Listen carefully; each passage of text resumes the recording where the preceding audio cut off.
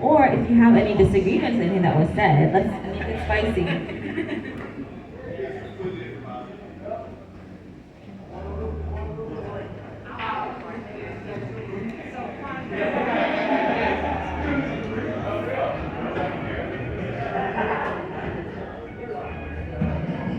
As running for state controller, what would you do differently from some of the previous controllers that ran for New York?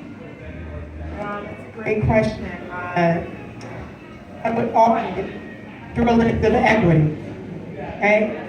I want to ensure that, again, not only that taxpayer funds are spent efficiently, right? But we want to make sure that these funds are spent equitably as well. So that would be the difference. My lens would be through a lens of equity. Looking at budgets as moral documents. And something, I know you didn't ask me the question, you asked Kwanda, but I just wanted to add something really interesting to that, which is that Thomas DiNapoli has been the controller for almost 15 years, like since 2007. That's 15 years, right? Yeah. And that's a long time of sort of the same person being in that office.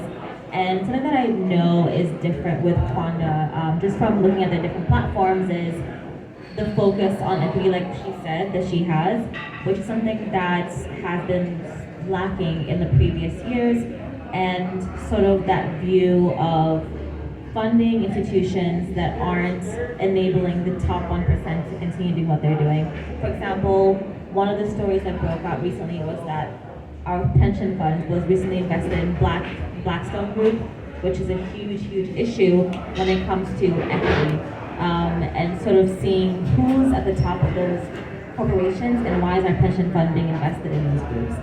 So that's really, really fascinating to see. So I think we definitely need a change of pace after 15 years of the same person.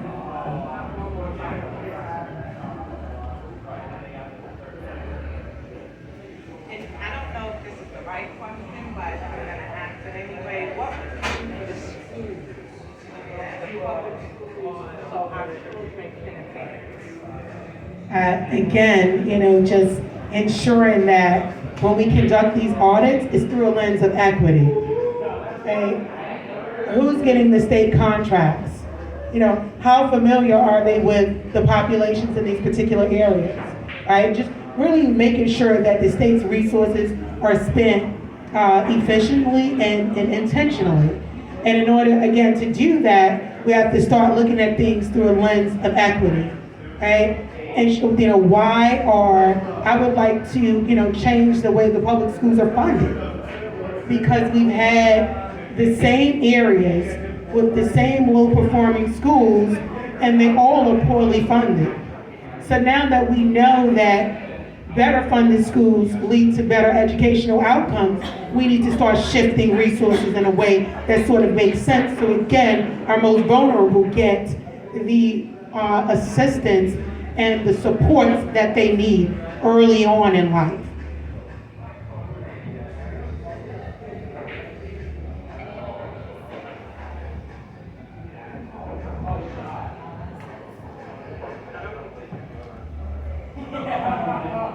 Hi, Quantum.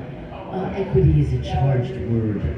Can you give me a simple definition and tell me what you think it most would be applied? It's a heavy word, equity. So, but it is actually what I'm saying when I mean through a lens of equity, meaning that, my focus would be on the most vulnerable.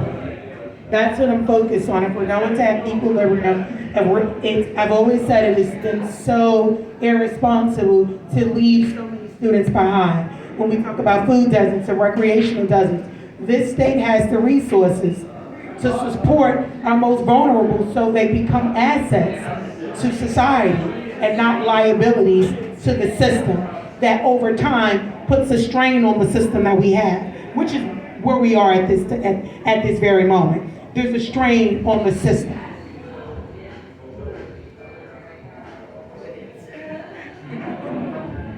Any other questions?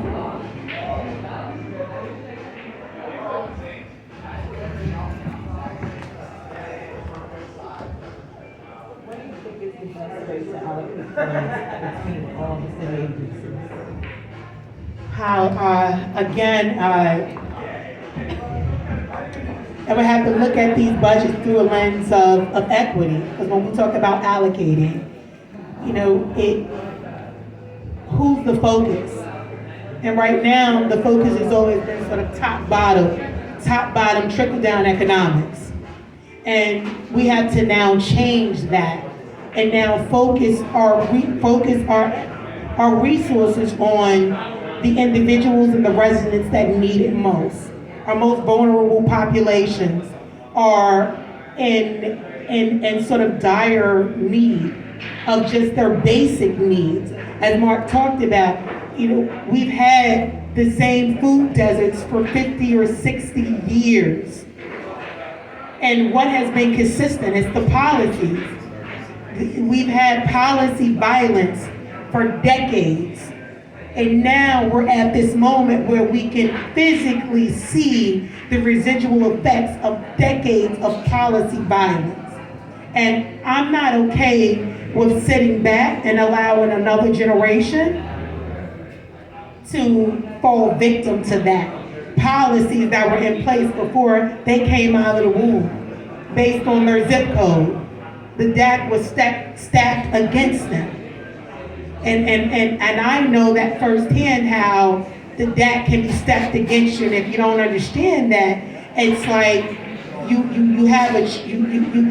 feel like you have a choice, right? You can, like Mark said, right, you can go to the military, right? That's a choice. That means someone presented the military to you. Someone presented these valuable options, but we have some communities where, some students are not even introduced to certain professions. So they may be great at being an accountant, but they have, accounting may be a great profession for them. But because they weren't introduced into the profession in a way that makes sense, they're sort of locked into this, I can be a basketball player, or I can be, something that doesn't allow me to utilize my brain, but it allows me to utilize my physicality. And right now, that's sort of at jeopardy, because again, they don't have access to proper nutrition. But when we talk about these offices and equity, you realize that these same policies have been around for decades, right? When we talk about equity in education, there were mayors 200 years ago with the same line, with the same focus. And it's like, if we haven't solved these problems, if we're still talking about the same issues that we talked about 200 years ago, it's time to go in a different direction. And I am willing to take that step forward. I'm willing to be fearless and step into these spaces that weren't created for me so the next generation can have a chance. And I'm willing to speak their language so they understand that I'm here because I'm advocating for you. I'm here to take a couple for the team because, my family and we've taken a couple for the team. This has not been a difficult, an easy process. As I've said to them, the NAACP filed objections to my petition. I'm the only Black woman in history to seek the office of the New York State Comptroller, and to have that organization file petitions and objections to me being in the Democratic primary to oppose one person that has done nothing for marginalized communities in this state. I have to ask the question, right? Do your goals still align with your mission?